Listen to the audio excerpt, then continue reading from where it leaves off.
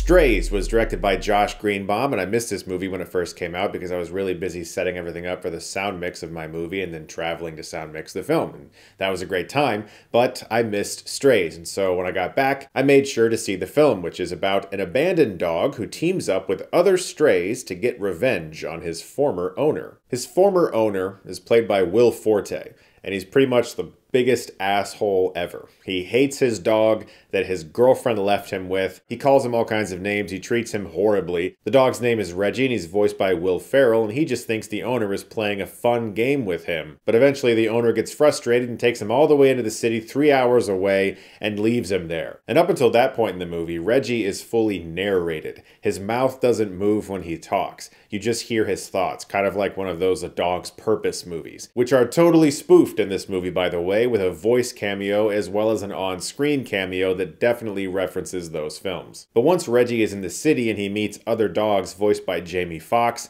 Isla and Randall Park, now their mouths start moving and we're suddenly in a dog talking movie. But of course it's not like other movies where dogs talk, because the entire crux of the marketing campaign was that it's a very vulgar movie where dogs curse and hump everything in sight. And that is exactly what I got. The movie, without a doubt, is exactly what I thought it was, and 100% what the trailers told me it would be. It's also very funny. It's produced by Lord & Miller, and they have a great track record with fast-paced comedy. They don't let too much downtime happen. The jokes fly very fast in all of the movies they produce. And even though the movie is really crass and vulgar, which is fine, I enjoyed that, and I knew that going in, it's actually got a surprising heart to it, and one of the smartest things about the movie is how Reggie views the abuse that his owner gave him. He's warped his mind in a way to view the abuse as a positive thing. He's allowed himself to think that that's how he's supposed to be treated and that that's normal. And not only is this kind of sad and tragic for this dog that just wants to love this person who doesn't love him back, it also mirrors the way we sometimes accept abuse in our own lives as just thinking it's something we have to tolerate from someone that we're around. And I could not believe that I was thinking about that while watching a movie where Will Ferrell voices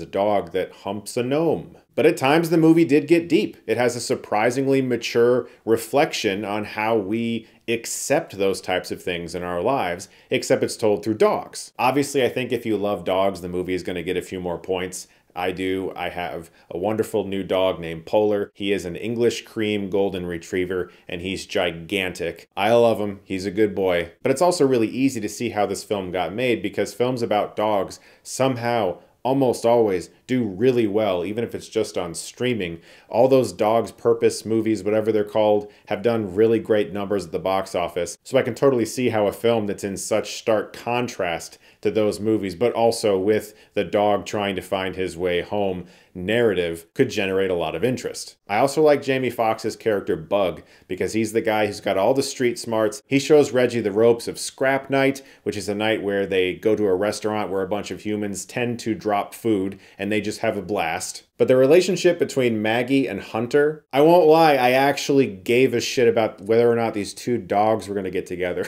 I couldn't believe it. And again, it's probably just my adult parent heartstrings that are way more easier to tug now than they ever were before, and that's fine. It's who I am. I really cared whether or not Hunter was going to ever get that cone off his head, because he doesn't really need it. He's a former police dog trainee that never really made the cut, and he's got this cone on and he thinks it protects him. He thinks it's necessary, and everyone else is like, you know, you don't really need that anymore. Again, the best aspects of this movie are how you can see yourself in any one of these dogs that loves to say the F word a lot. But of course, really the funniest thing about the film is the general idea of the actual revenge. I won't ruin it for you if you haven't seen the movie or don't know what they're trying to do to the owner, but it's a really fun idea. And I can just see a bunch of people in a room who are like, wouldn't it be funny if a bunch of dogs decided to do this thing? Oh yeah, that needs to be a movie like right now. I get it. Strays is not a movie that you have to like run to the theater before it leaves and see, but like